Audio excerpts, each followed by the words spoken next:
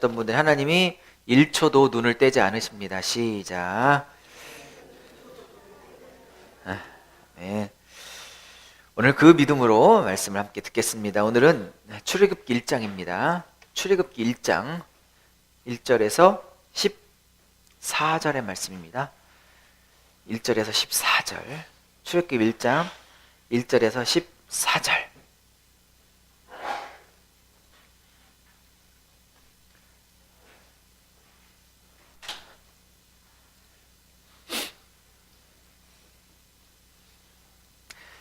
구약성경 두 번째 책 출애굽기 1장 1절에 14절 찾으셨으면 성경, 못 찾으셨으면 화면 보시고 함께 합독해요. 시작. 야곱과 함께 각각 자기 가족을 데리고 애굽에 이른 이스라엘 아들들의 이름은 이러하니 루벤과 시몬과 레위와 유다와 이사갈과 스불론과 베냐민과 단과 납달리와 갓과 아세리요. 야곱의 허리에서 나온 사람이 모두 70이요 요셉은 애굽에 있었더라. 요셉과 그의 모든 형제가 그 시대의 사람이 다 죽었고 이스라엘 자손은 생육하고 불어나 번성하고 매우 강하여 온 땅에 가득하게 되었더라. 요셉을 알지 못하는 새 왕이 일어나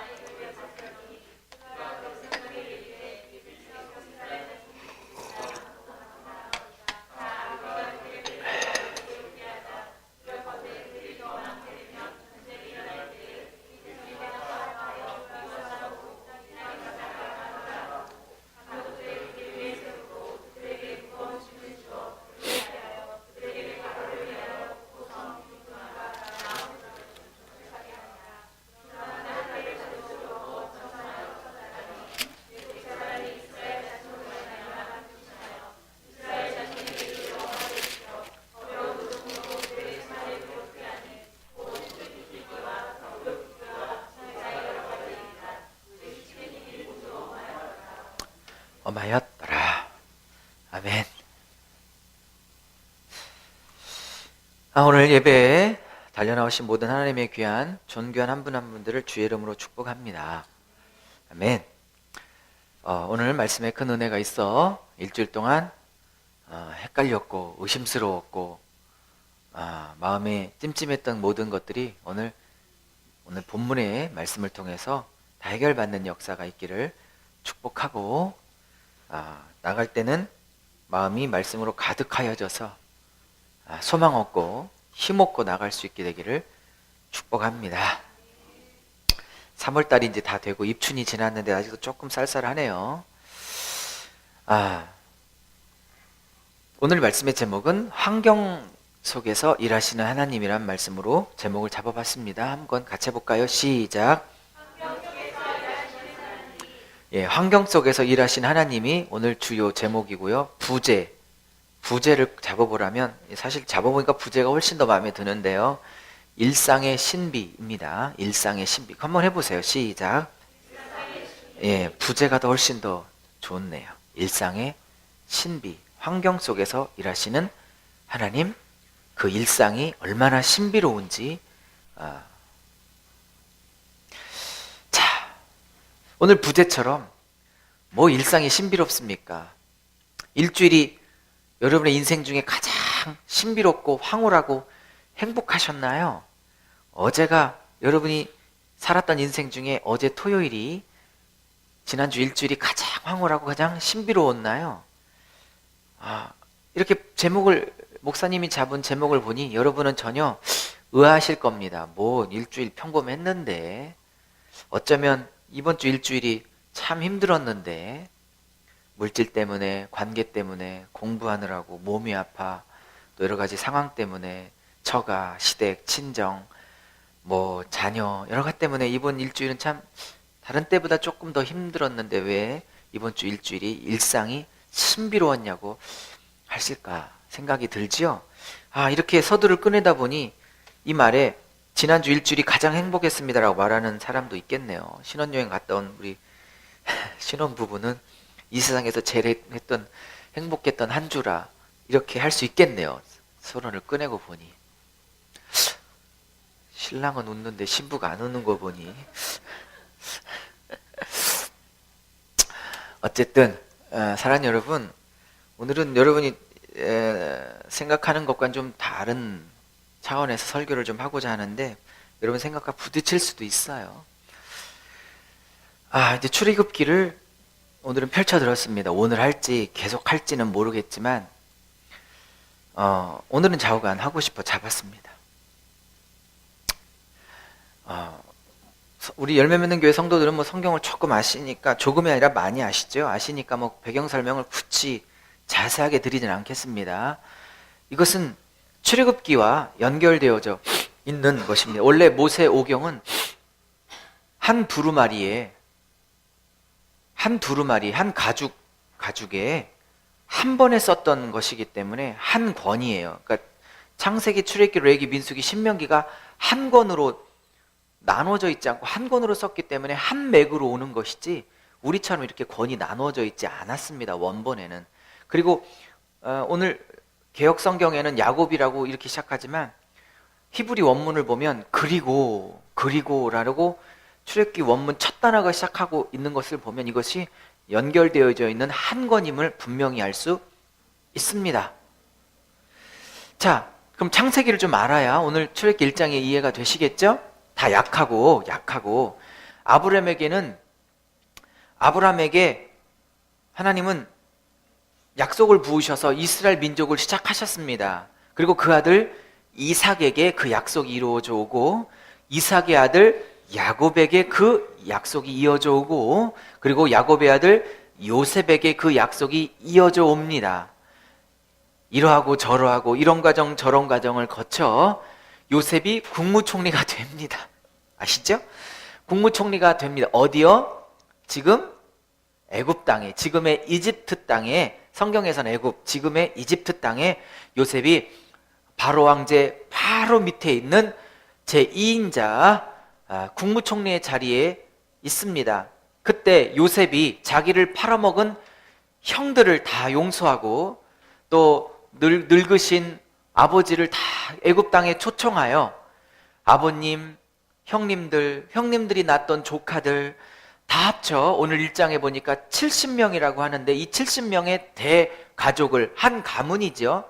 이 가문을 70명을 다 자기가 국무총리로 있는, 총리로 있는 애굽 땅에 불러들여, 그것도 가장 비옥한 땅, 고센 땅, 물이 많고 또 푸른 녹초지가 있는 살기 좋은 땅, 거기에 있게 하여 가축을 치게 합니다. 그리고 바로 왕제에게 자기 아버지도 형님들도 조카들도 다 소개하고 허락을 맡아 그 땅에 살게 하지요. 근데 참 요셉이 참 지혜로운 것이 뭐냐면, 이 애굽 사람들은 양치고 소를 치고 가축을 치는 직업을 굉장히 3대 업종 중에 하나로 봤어요.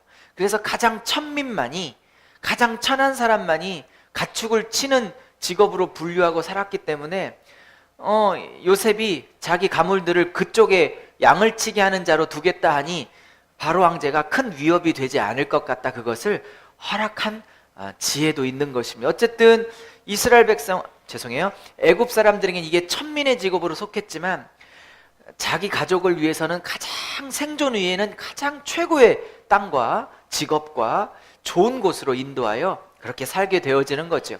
그리고 요셉은 국무총리에서 잘 총리직을 감당하다가 죽었고, 형님들도 죽었고, 아버지도 죽었고, 이제 세월이 많이 흘렀습니다. 세월이 많이 흘러 오늘 8절에 보니까 요셉을 알지 못하는 새로운 왕이 일어나 애굽을 다스리면서 이제 이 이스라엘 백성에게 본격적인 핍박이 시작되어지는 것입니다. 자, 세월이 얼마나 흘렀는지는 학자마다 다 의견이 분분하지만 이게 몇백 년이 흐른 것처럼 보여져요. 그리고 이 새 왕이 일어났다고 하는데 학자들마다 조금 다르지만 이 새 왕이 일어났을 때 이 새 왕이 누구냐? 애굽의 역사를, 즉 우리나라도 뭐 삼국사기, 삼국유사 이런 거 보면 왕의 이름이 쫙 나오죠. 그런 것처럼 애굽도 애굽의 역사가 있기 때문에 이것을 보면 학자들마다 조금씩 의견이 다른데 이것을 아모세 1세로 보고 있어요. 아모세 1세. 이 아모시스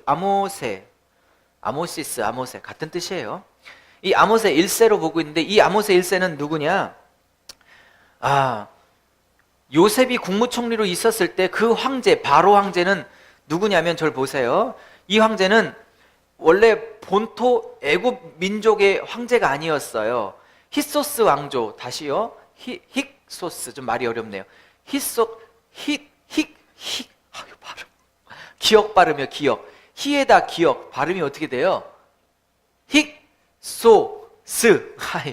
이 힉소스 왕조인데요. 이게 한 200년 동안 애굽을 다스렸는데 이 왕조는 원래 애굽 본토 왕조가 아니라 원래 노아의 맏아들인 셈 왕족이었어요. 그러니까 아브람과 같은 그 피를 이어받은 셈 왕족이 북방에서부터 내려와 이 애굽을 정복했던 때가 있었어요. 그래서 한 200년 동안 정복했던 때가 있는데, 그러니까 자기 민족이 아닌 외부 민족이 들어와 나라를 통치했던 참 수치스러운 역사가 애굽에도 한 150년간 200년이 있어서 애굽 기록 중에 이 수치스러운 기록을 빼버리고 쓰는 역사서도 많아요. 창피해서 자기 민족이 찬탈된 한 150년 200년이 있었기 때문에. 그래서 이 히속스 왕족이 한 150에서 200년 다스릴 때 그때 황제가 히속스 왕족이었어요. 셈족이었어요. 그러니까 요셉과 같은 피를 받고 있었던 민족이었기 때문에 요셉을 국무총리로 발탁할 수 있었던 배경이 그런 것입니다. 하나님이 이스라엘 백성을 안전하게 400년 동안 70명이 들어왔지만 한 300만 명 정도로 이 숫자를 민족으로 불리려고 하나님이 요셉 전에 이미 셈족이 이 애굽 땅을 완전히 장악하게 하여 정치적으로 패권을 주게 하는 배경을 딱 만들어 놓고 하나님이 요셉을 총리로 이끄는 겁니다. 애굽이 어떤 나라인데 자기 피가 아닌, 애굽은 원래 구스라는, 그리고 미스라임이라는 이런 민족에서 나온 민족이에요. 그래서 셈족과는 아무 관계 없어요.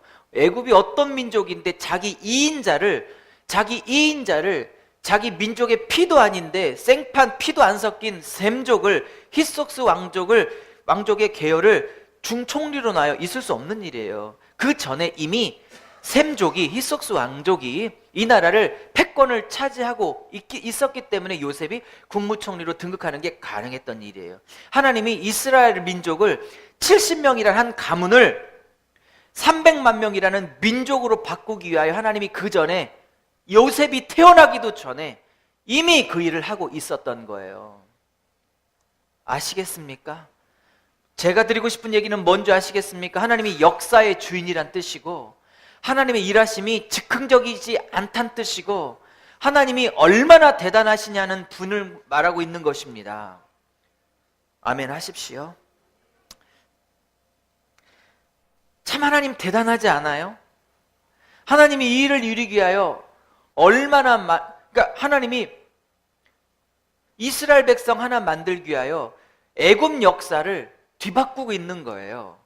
이스라엘 민족 탄생시키려고, 요셉 등극시키려고, 요셉이 국무총리 자리에 있어야 자기 아버지와 자기 형님들, 조카들 70명이 마음껏 내려와 마음껏 좋은 땅에 살 수 있게 할 수 있는 그 권력을 요셉이 쥐고 있어야 하겠기에 요셉이 태어나기 전부터 애굽 민족을 밀어내고 본토 민족을 정치적으로 밀어내고 그 북방에 있었던 셈족 계열 히속스 왕족이 침입하게 하여 이것을 패권을 주게 했던 하나님의 이 오묘하고 정말 신비스러운 하나님의 이 치밀한 인도하심이 어디 이스라엘과 요셉과 이스라엘 이 70명을 위한 인도이게만 하겠습니까?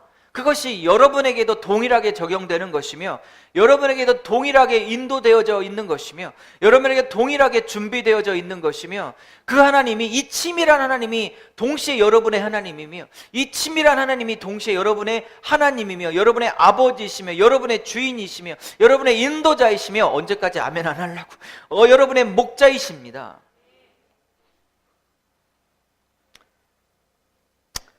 여러분은 이게 별거 아닌 것 같아도 저는 진짜 너무 귀해요.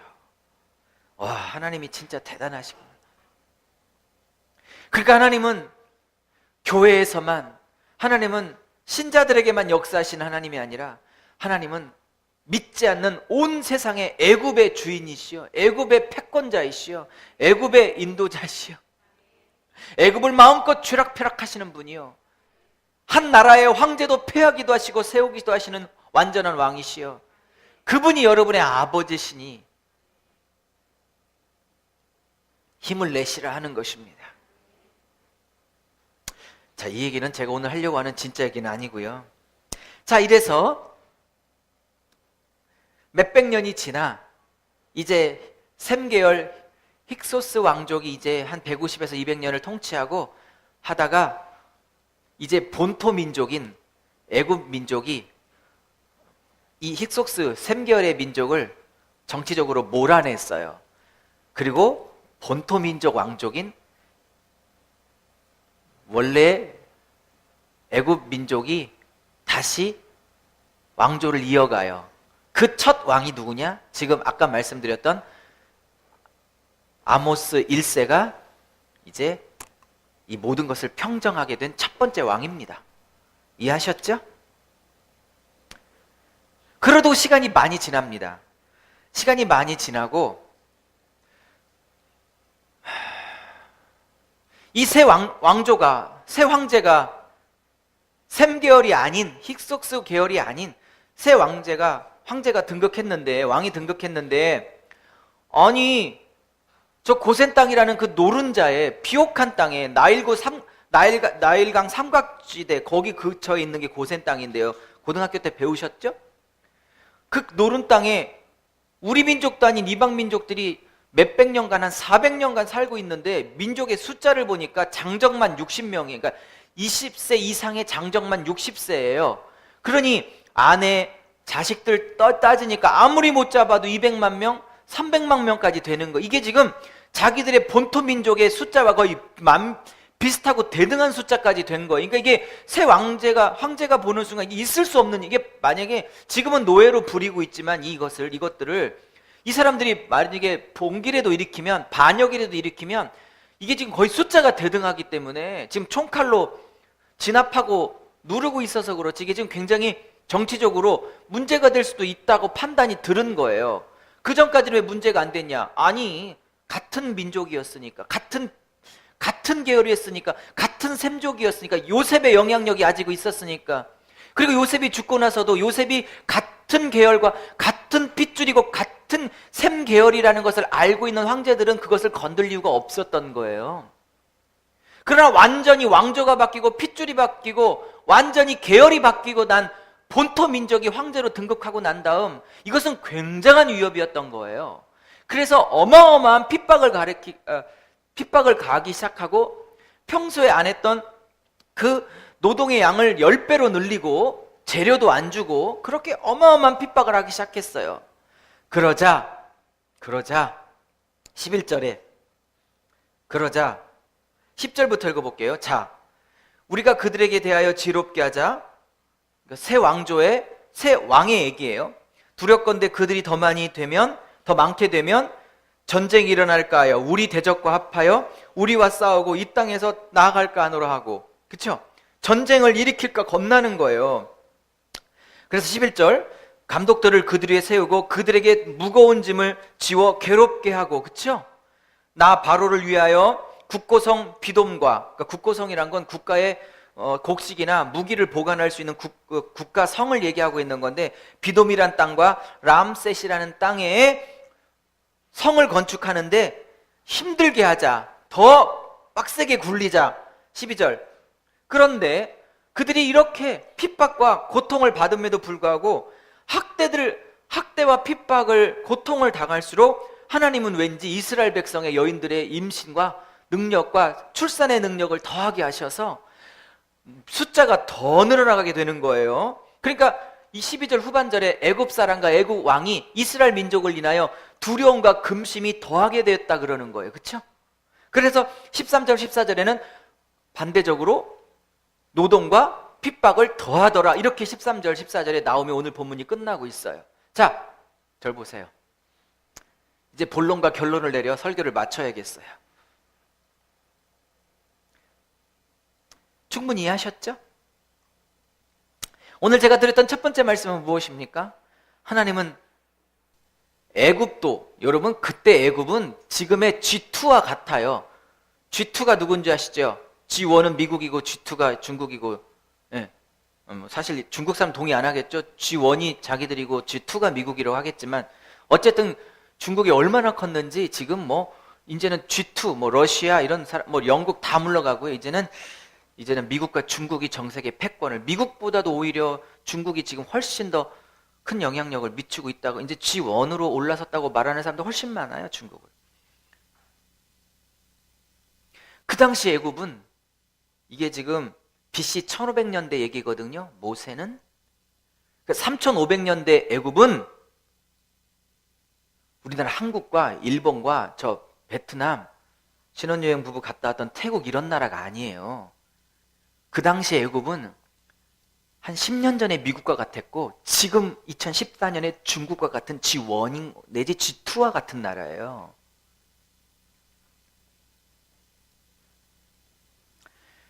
제가 첫 번째 나눴던 교훈은 뭡니까? 하나님이 지금의 G1, G2와 같은 애굽의 역사도 쥐락펴락하시는 역사의 준이란 것이 첫 번째 교훈이에요. 두 번째 교훈은 무엇입니까? 다음과 같아요. 뭐냐? 하나님은 약속을 지키시는 하나님이세요. 자, 하나님이 이 이 이스라엘 백성을 이 애굽 땅에서 출애굽시키려고 합니다. 건져내시려고 하십니다. 왜요? 이 사람들이 너무 힘드니까 구출해달라고 하나님 앞에 400년 만에 기도하기 시작합니다.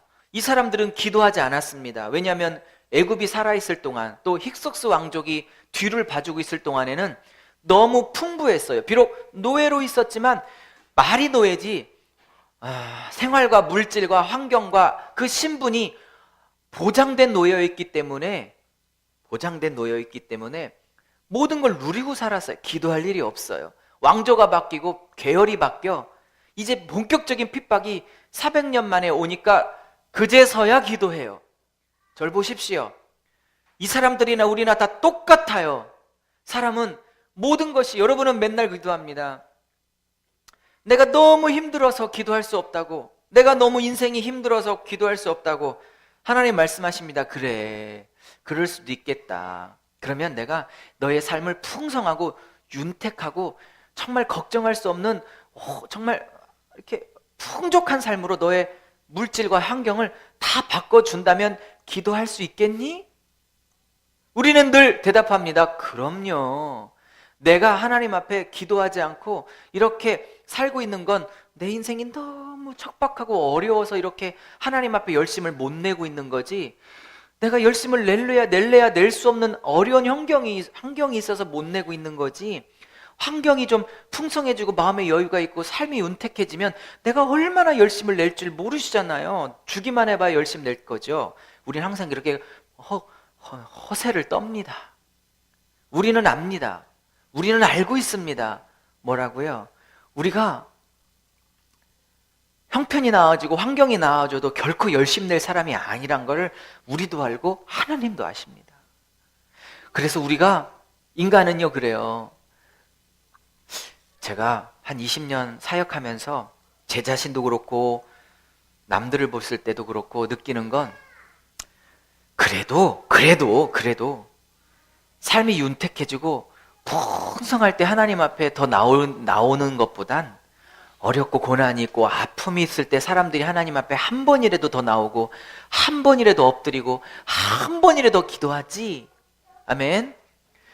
배부르고 융성해지고 풍성할 때 결코 나오지 않더라고요. 이스라엘 백성도 똑같아요. 어렵고 힘들어지니까 하나님 앞에 나오기 시작해요. 어쩌면 이 말에 결코 아멘 안 하시겠지만 졸지 마세요. 오늘 왜 이렇게 조는 분이 많죠? 설교가 어렵나요?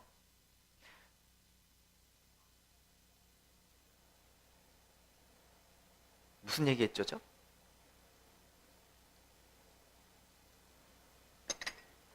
물 한 잔 먹고.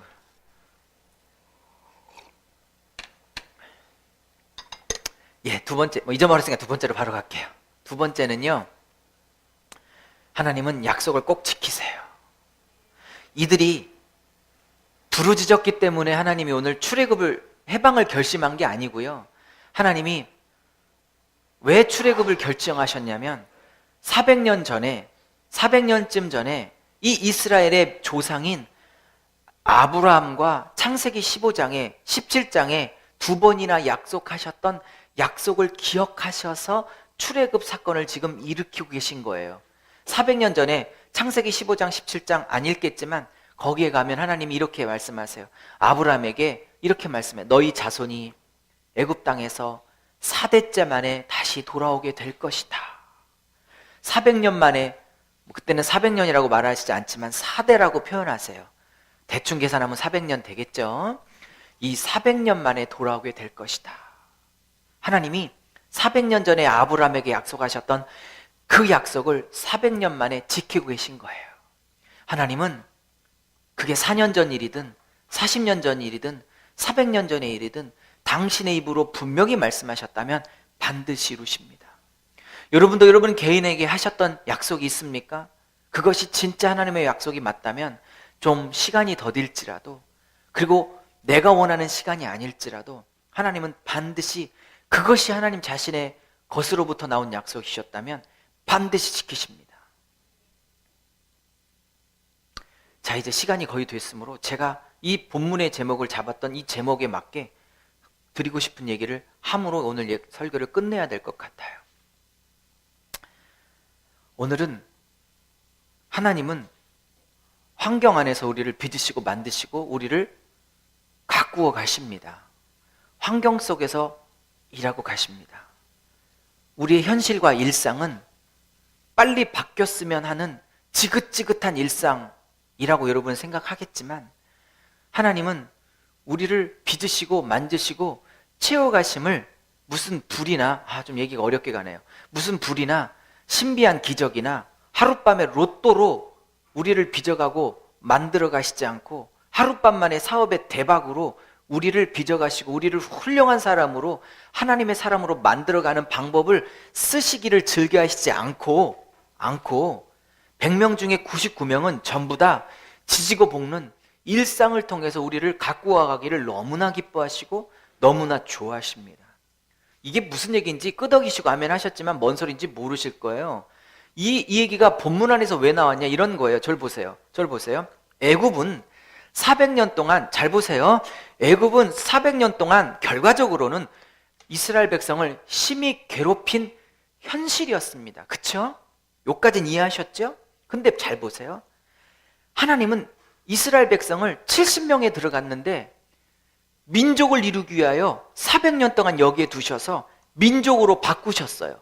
한 가문에서, 잘 들어요, 한 가문에서 나올 때는 400년 만에 민족으로 나왔어요. 아브라함에게 약속하셨던 내게 너에게 큰 민족을 주겠다는 약속을 이루려고 애굽 안에 400년을 집어넣어 70명의 한 가문을 300만 명까지 추정하는 민족으로, 나라로 바꿔내셨어요. 그렇죠? 그래서 이 애굽은 가문을 민족으로 바꾸는 자궁이었어요. 그렇죠? 근데 이 과정 중에 너무 힘들었어요. 하나님이 애굽 땅에 이스라엘 백성을 넣어서 애굽을 통해서 번성시켰지만 또 이 애굽은 이스라엘을 힘들게 했던 거예요. 그렇죠? 자, 그러면 뭐냐? 하나님이 애굽이라는 환경을 통하여 이스라엘을, 요 말 잘 이해하셔야 돼요. 애굽이라는 환경 안에, 400년 동안의 환경 안에, 애굽이라는 환경 안에서 하나님은 이스라엘을 키우고 계셨던 거예요. 지긋지긋한 이 환경이 나를 키우고 있어요. 아멘하기 싫을 텐데, 입술로는 아멘했지만 이게 속으로 아멘 되기가 쉽지 않으시. 다시 할게요. 이 400년이 이스라엘에게는 굉장히 힘들었고 노예로 너무 힘들었으나 하나님 입장에서는 가문이 민족으로 바뀌는 하나님의 손길이었어요. 다시 말하면 이스라엘 백성에게는 그게 힘든 것밖에 기억이 안 나지만 하나님 입장에서는 이스라엘이 커가는 과정이었어요. 애굽에다가 이스라엘을 놓고 400년 동안 이스라엘이 이스라엘 되도록 하나님이 여기에다가 놓고 키우셨던 거예요. 자, 그러면 오늘의 본론과 결론으로 적용하여 끝내겠습니다. 잘 보십시오. 하나님이 이스라엘을 만들 때 70명을 보낼 때 각자 남편과 아내들을 불러 안수하여 한 14명이 아니죠.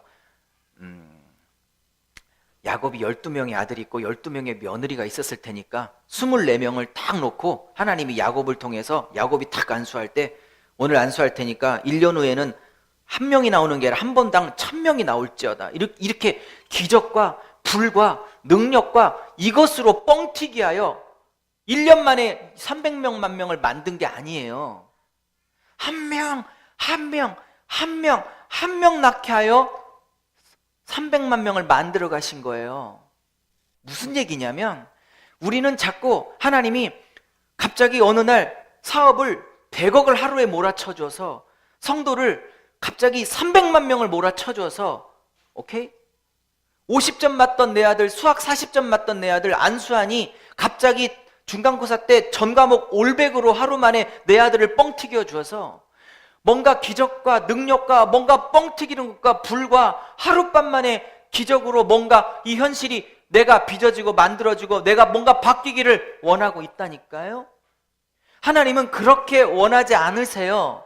하나님은 지지고 볶는 하루 한 명 나 300만을 만들어 하루 쌓아 400년간을 쌓아 365일 곱하기 400년 그러면 며칠 되는지는 모르겠네. 그렇게 수많은 일을 하루하루를 쌓아 이스라엘을 민족으로 만든 것이지 하루 빵 그래서 만드신 게 아니라고요.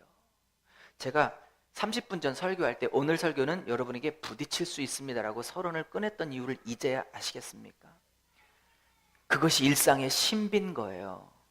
지지고 볶는 신비를 통해서 내가 하나님의 사람으로 환경 안에서 만들어 가져가는 거예요. 오늘 왜 이 제목을 잡았는지, 본문의 내용이 어떤 의미를 갖고 있는지 좀 이제는 이해하시겠습니까? 애굽은 힘들었던 땅이었지만 한편으로는 애굽 안에 놓고 하나님은 이스라엘을 하나님의 사람으로 훌륭하게 키워가신 거예요. 아멘. 여러분, 지지고 신혼부부도 있지만 우리가 뭐 먼저 하신 선배 부부들은 알 거 아니에요. 여보, 당신 보고 있어도 또 보고 싶어.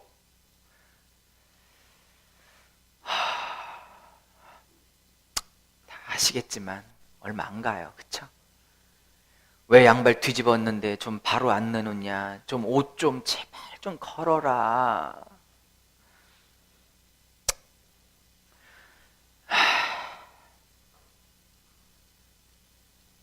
부부가 훌륭한 부부로 만들어지는 건 여보 보고 있어도 또 보고 싶어. 당신 허리는 이렇게 개미 같아. 당신 팔뚝은 정말 믿음직스러워요.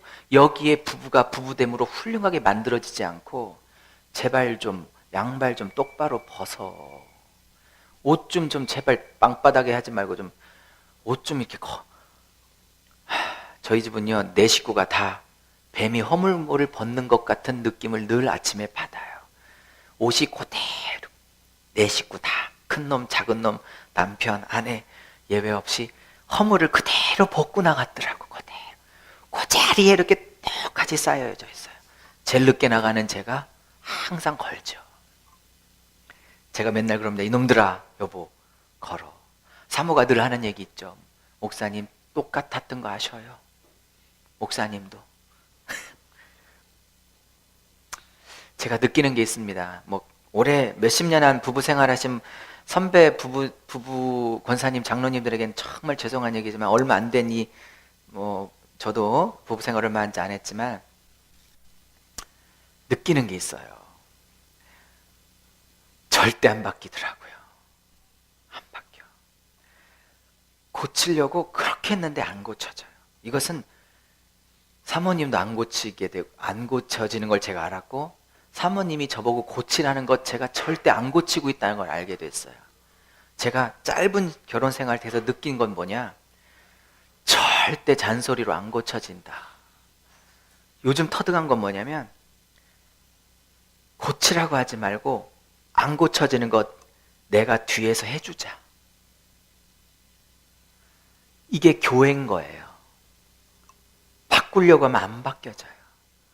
못 바꾸는 거 그 집 내가 지고 내가 해버리는 거, 내가 감수해버리고 마는 걸 교회라 하는 거고, 그걸 부부라 하는 거예요. 성질 더러운 거 안 고쳐져요. 고쳐지면 내가 그 꼴 보겠다가 아니라 성질 더러운 거 받아주면서 가는 거예요. 요즘 깨달은 거예요. 좀 목회를 더 잘할 수 있었을 것 같아요. 깨달았으면 예전에. 사랑하는 여러분,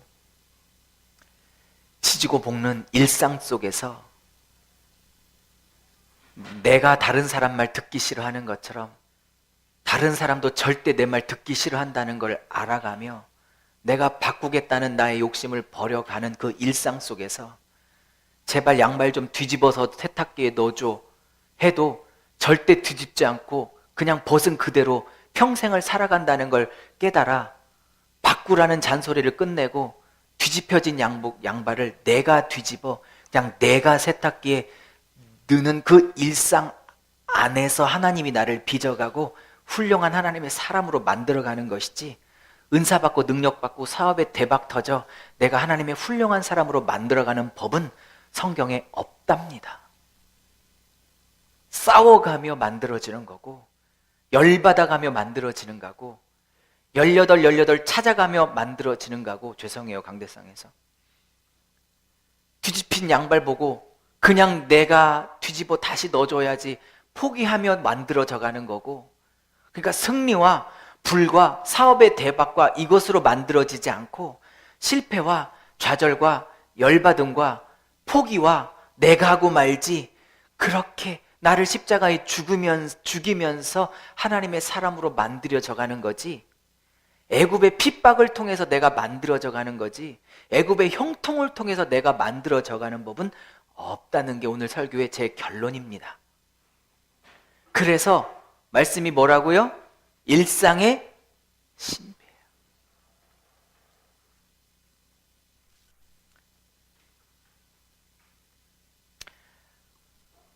지난주 일주일이 어떠셨어요? 좋으셨어요? 힘드셨어요? 어떠셨어요?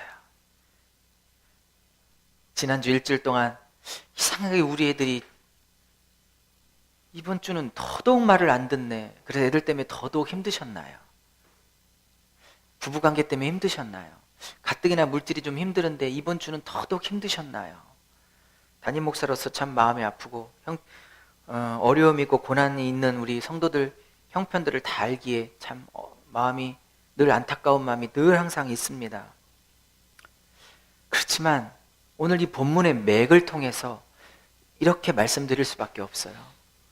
그렇게 힘드신 현실은, 지지고 볶는 현실들은 나를 만들어간 하나님의 축복이면 축복이었지 결코 재수가 아니에요. 내 인생이 재수없고 나를 버리셨고 다른 사람 몰라도 하나님이 나에겐 관심이 없는 정말 지질이 복도 없는 재수 없는 인생임은 아닌 거예요. 하나님이 나를 거기다 놓고 만드시는, 그러니까 사랑하는 여러분, 여기에 눈 뜨지 않으면 하나님이 언제 불과 능력과 대박으로 한순간에 하룻밤 만에 하루아침 만에 나를 현실을 바꿔놓지 않으실까 하여 늘 그거 기다리고, 그렇게 안 하시는 하나님 앞에 늘 원망이고, 그렇죠? 늘 감사가 없고 늘 뭔가 어디에 쫓기고 있고 늘 하나님 앞에 간절히 기도는 하는데 늘 마음이 허전하고 그렇게 되는 거예요. 하나님이 나를 뭘 목적하시는지 모르면 늘 그런 거예요. 성경을 몇 구절 찾아왔어요. 결론으로 한 3-4구절 보세요. 순서대로 보여주십시오. 빨리요.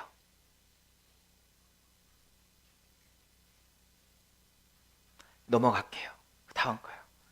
화면 좀 돌려서 잡아주세요. 자, 이사야 45장 말씀 한번 읽어보세요. 여러분 이런 말씀 별로 안 좋아하실 텐데, 이런 말씀 안 좋아하셔서 그냥 후딱 넘어가셨죠? 그래서 기억이 안 나시죠? 시작. 해 뜨는 곳에든지 지는 곳에든지 나밖에 다른 이가 없는 줄 알게 하리라. 나는 여호와라. 여러분, 해 뜨는 곳, 해 지는 곳, 모든 환경 속에 하나님 다 계세요. 해 뜨는 반짝반짝거리는 그 나대만 하나님 계시는 게 아니라 해가 지는 그런 현실, 어두운 현실, 그곳에서 하나님은 만들어 가실 일이 있어서 그 일을 허락하신다고 말하는 거예요. 그 다음 구절이요. 시작. 나는 빛도 짓고 어둠도 창조하며 나는 평안도 짓고 환란도 창조하나니 나는 여호와라. 이 모든 일들을 행하는 자니라. 할렐루야. 여러분은 성경이 늘 불만이에요. 왜? 아니 거기 어둠 왜 들어가? 아니 거기 왜 환란 왜 들어가? 그 말 없으면 너무 좋은데 그거 왜 들어가? 왜 들어가? 나는 몰라요. 환란도 하나님에게서 나오는 거예요.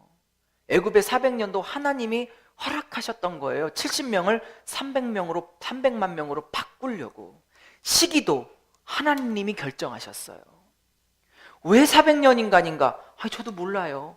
하나님이 4대 만에 오기로 했다니까 하나님이 결정한.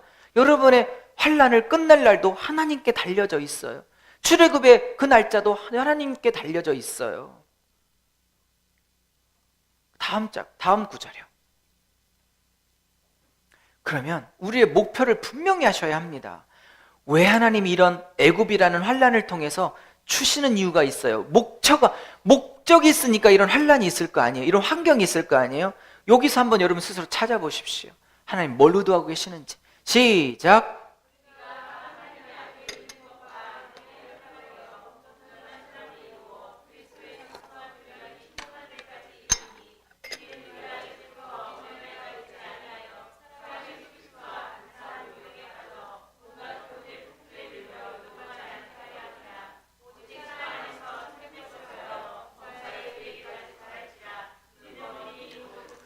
아멘.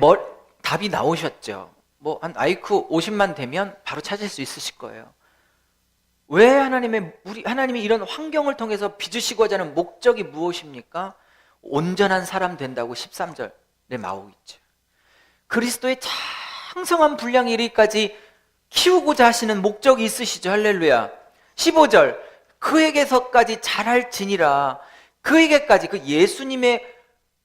예수님이 말하셨고 행동하셨고 품었던 그 마음, 사고방식, 삶의 원칙들 그대로 살 수 있는 자리까지 목표하고 계신다는 거예요. 할렐루야. 그러니 하나님이 여기서 환경에 놓고 나를 빚으시는 목표가 어딘지 아시겠습니까? 그러면 한 구절이 마지막으로 남았어요. 시작.